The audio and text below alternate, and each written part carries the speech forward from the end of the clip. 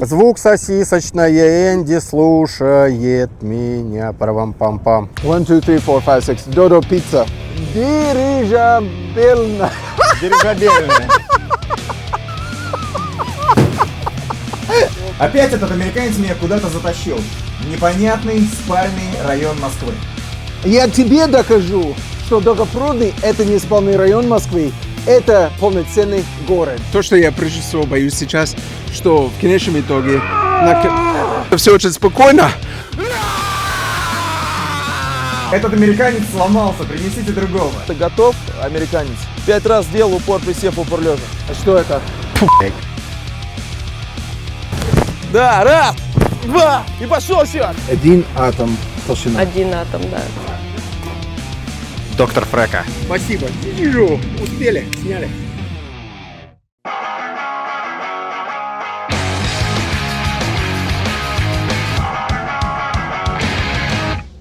Слушай, Энди, все подписчики говорили неоднократно в нашем паблике о том, что давай, езжай на Камчатку, на Ямал. Куда тебя еще приглашали? В Алтайский край. Якутск. Якутию, между прочим. Да. И где мы в итоге оказались? Мы оказались в замечательном городе героев Долгопрудный. Опять этот американец меня куда-то затащил. В непонятный спальный район Москвы. А я вам докажу, я тебе докажу, что Долгопрудный — это не спальный район Москвы, это полноценный город. Я знаю только, что отсюда родом любимая группа детства, группа Дюна. Если было море пива, я бы дельфином стал красивым. Я знаю, что тут есть по какой-то причине, не знаю, улица Дирижабельная. Дирижабельная. Дирижабельная. Дирижабельная. Можно смотреть много роликов, когда я гуляю по городам России с людьми, которые ничего не знают об этой местности. На этот раз есть у нас местный герой, самый, что, как сказать? Абориген и краевед. Американец вряд ли что-то в этом понимает, но на самом деле Долгопрудный — это не просто спальный район Москвы, но и настоящий живой город. В Долгопрудном уникальное вообще все, кроме одной вот этой вот скульптуры. Автор, добрейший человек, захотел точно такую же в городе Минске, а потом подарил Долгопрудному такую же копию. Для того, чтобы впасть в детство, нужно из него выпасть сначала. А у нас этого еще не было. Константин Эдуардович Циолковский – основоположник всей мировой космонавтики и дирижаблестроения. Здесь не бывал, но научно консультировал. А вот мой автобус. Я очень рад, что именно в этот день, в ноябре, мы попали сюда, а не через 10 дней, когда будет новый павильон автобусного комплекса напротив дискотека, бильярд, рок-клуба на улице Дирижабельная. Прямо здесь вот в парке сидят люди, и можно подойти в шкаф, взять книгу, да, и вот лавочка, на которой ты можешь сесть и почитать. И что ты решил мне показать сегодня в этом замечательном городе? Ой, сегодня вечером нас ждет хорошая программа. Сегодня мы посмотрим, что такое физико-технический университет, где учатся люди, занимаются наукой, изобретают нанотехнологии, здесь арктические какие-то невероятные вещи. Также сегодня мы узнаем, как играют у нас в американский футбол, но который называется регби. Мы посмотрим, как это делают в Долгопрудном, но и на закуску мы посмотрим, как люди купаются в ледяной воде. Их называют местные моржи. Мне страшно, честно. Но, наверное, менее страшно, чем пойти в физтех, там, где, умные сидят. А мы здесь на территории МФТИ. Есть какое-то самое такое открытие, которое прямо вуз гордится? Ну, за что дали крайне Нобелевскую премию. О. Наши выпускники открыли графен. Это такой двумерный материал. И сейчас даже графен.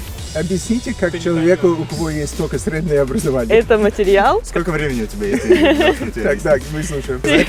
Почти графен, только графиту. Знаете, просто карандаши есть. Графит, я понял. Вот. И они открыли такие свойства, ну, то есть они открыли этот материал двумерный. Почему он двумерный? Потому что там толщина его буквально в 1 атом. 1 атом толщина. 1 атом, да. Вот. Такой материал открыли, и теперь создаются целые графеновые центры. Физтехи шутит.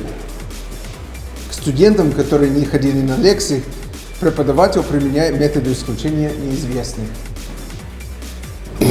Я знаю, что во всех учебных заведениях есть свои традиции. И здесь, я уже забываю буквы. МФТИ. МФТИ. Какие традиции есть? Уникальные. Первое, которое внезапно появилось в моей голове, это матч века. Ежегодно проводится большая игра в футбол, которая длится целые сутки. То есть там сражаются команды разных факультетов. Так. И, значит, они играют целые сутки, и в итоге там безумный счет, вроде там 45-50 голов. Это мы только что побывали в, возможно, самом умном месте России. Я даже не ожидал, что рядом с моим домом в Мытищах есть такое место. Вот, но теперь мы перемещаемся вот на удивительный вечер в Долгопрудном.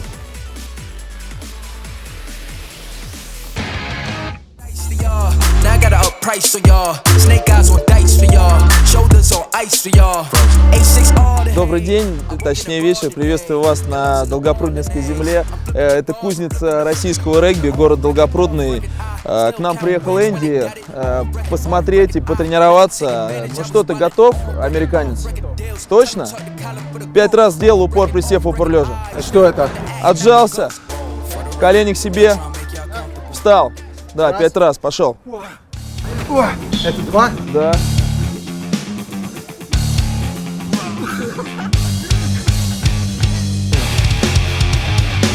Пять отжиманий.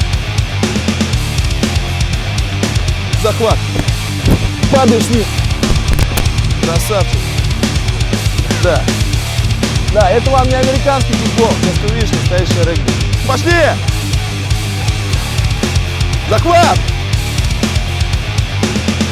Клади ее! Бежишь туда, захват делай! Да, поднимаешь эту сосиску, бегом! Клади ее! Разгоняешься! Да, обратно на щит!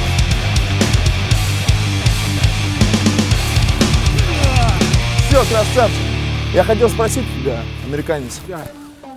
Есть ли у тебя российский паспорт? Нету. Тебе надо оформлять, потому что это на следующий год наша сборная едет на чемпионат мира, и твоя кандидатура будет рассматриваться на сбор со сборной. Ради паспорта я это сделаю. Пойдем поработаем чуть с мячами. Вон там получаешь слева. Да, отдаешь мне. Да. Еще получаешь слева. Пас назад, да. Сюда, отлично, красава. У нас же русская зима уже. А хотел спросить, сколько тебе лет? 42. Ну, у нас есть сборная ветеранов. Дома продаю паспорта. Конечно.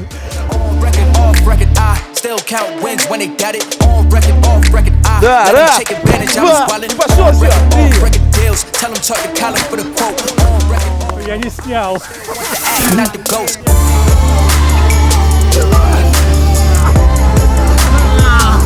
Выпрыгивай.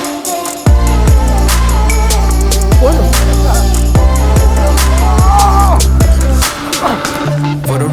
Без давления, ребят, потому что у нас потом неохота потом на МРТ ехать. Позвоночника.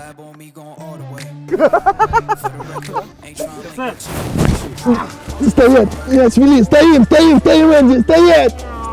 Стоять! Как себя чувствуешь, брат? Отличный! Это схватка, брат!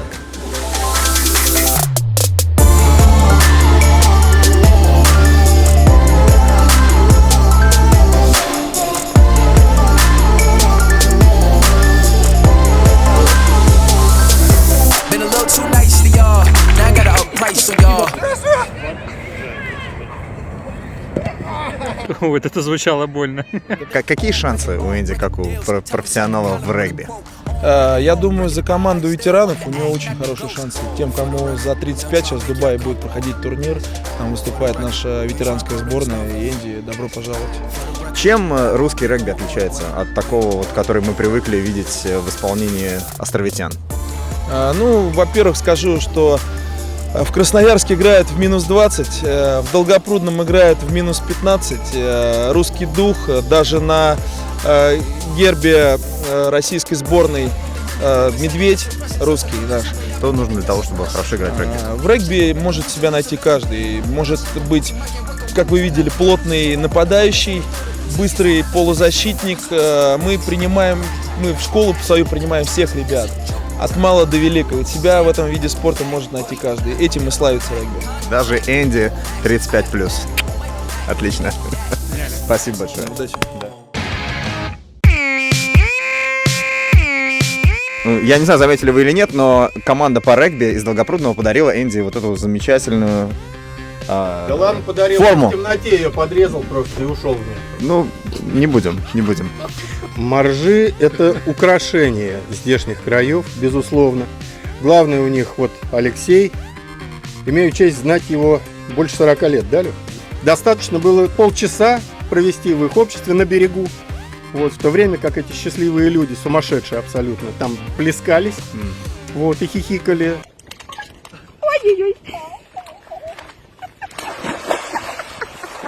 Я заболевал. И я сделал вывод, что это точно не мое, собственно, как и регби. Алексей, скажите, в чем была ошибка Анатолия, когда он пришел? Ну, надо Зассал. было сразу. Надо сразу, Конечно. Вот это да, засал можно оставить. Больше дела, меньше фраз. То, чему нас научили на заводе Рассельмаш, между прочим. Алексей, что делать Энди вот в такой вот ситуации? Как бы все советуют, это просто расслабиться и как представлять, что это теплая вода. Можно вопрос личный, Да. личного характера? Вы боитесь сквозняков? Сквозняков, да, в принципе, я не люблю. Хорошо, пошли. Друзья, будет живой комментарий от сегодняшнего заплыва. Я не знаю, попадет ли это в финальную версию нашего ролика, но я прокомментирую вам то, что сейчас происходит. У меня есть ощущение, что мне не хватает еще одной куртки в данный момент. Он предлагал мне вместе с ним окунуться, но меня не валяли регбисты полчаса на заснеженном газоне, поэтому я отказался. То, что я прежде всего боюсь сейчас, что в конечном итоге это Алексей, вы не добавляете Энди уверенности? Расслабься, Лёх, расслабься. Представьте, что это горячая вода.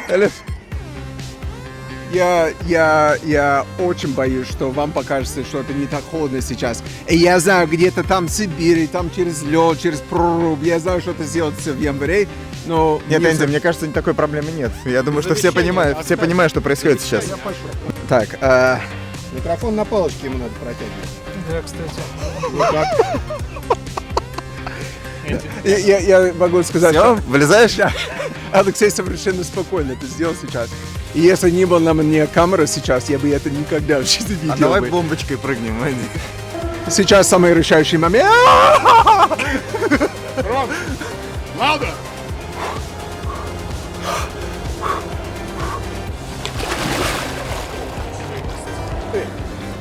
Невероятно, друзья, невероятно. Посмотри, что творит. Что творит? Не больше 50 метров, Энди. И она-то орел. Не, это холодно очень. Я уже запереживал, честно. Не расслабься. Не успел расслабиться. Респект Алексею, что он так далеко. Мне казалось, что это все очень спокойно.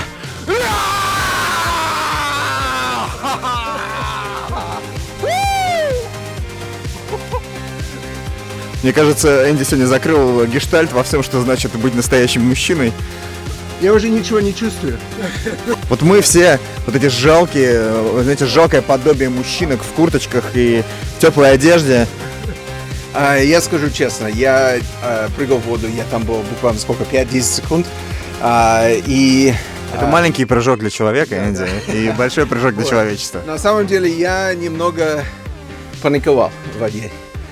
Что мне казалось, что мышцы... Это адреналин. Да? Но я паниковал и боялся за свое здоровье. Когда лед станет, я думаю, что мы вернемся. Ну, а вы уже привыкли, да, получается? Да, вот видишь, камуфляж пошел красный. Это вот этот эффект какой. Да? Как человек краснеет, когда вылезает. Это вот как раз сосуды начинают работать. А у меня есть такой эффект или не успел? Вот здесь в Всё, основном. всё, краснеешь, вон. Я сюда хожу за адреналином, потому что я программист, я сижу, я работаю целый день за компьютером, Мне не хватает по жизни вот именно драйва такого. Друзья, пожалуйста, не выполняйте эти трюки дома, потому что все то, что вы сегодня видели, выполнено настоящими профессионалами. Женя, ты можешь вкратце описать, что было сегодня? Было слишком много того, что вообще не описать словами. Во-первых, мы начали как-то медленно, гуляли по парку, а потом вдруг бац.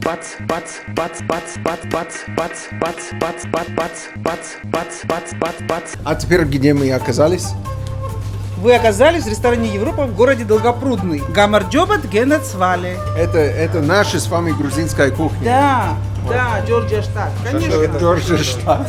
Это напоминает мне то, как мы делали с тобой раков в городе Ростов.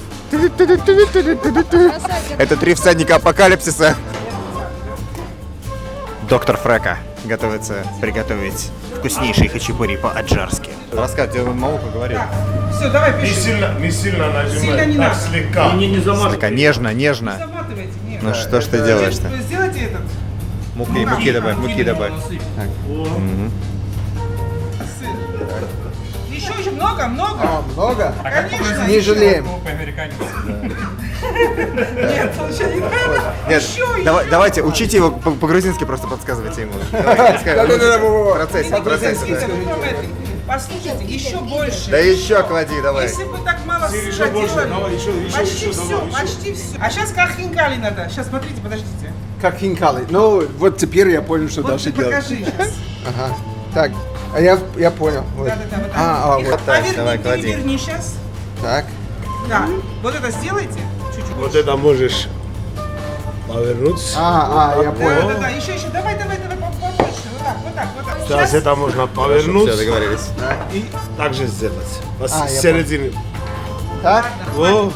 Ну, далеко, Теперь. нет? Давай, вот так. Вот это. Не, подожди, не. Вот так. Поставишь. Я понял. Поставь. Так. Вот. Видишь? Браво. Давай. Вот так. Сейчас на него так. Друзья, вашему вниманию хачапури по-американски. У меня есть яйцо. Полностью? Мазать надо, не лить. Ладно,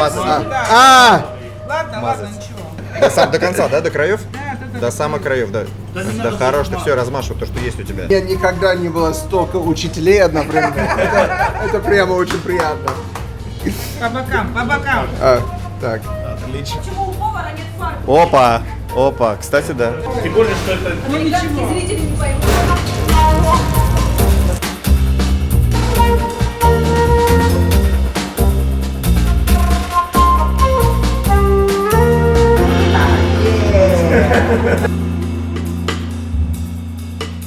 Когда ты приезжаешь в какой-то новый город для себя, и вдруг ты знакомишься с людьми, такими как Вова, такими как Анатолий, Леша, с которым ты плавал, регбист Слава, Ирена и Мамука из ресторана Ирина, которая была нашей официанткой здесь, то город начинает играть новыми красками. Ты вдруг понимаешь, что это просто замечательное место. Как итог, друзья мои, Долгопрудный самостоятельный, живой, отличный город, а не просто пригород Москвы. Вот, да, и не надо смотреть, что просто есть какие-то новостройки и так далее. Вот, приезжайте и познакомитесь с этими людьми, и... Подписывайтесь на канал, колокольчик и все такое.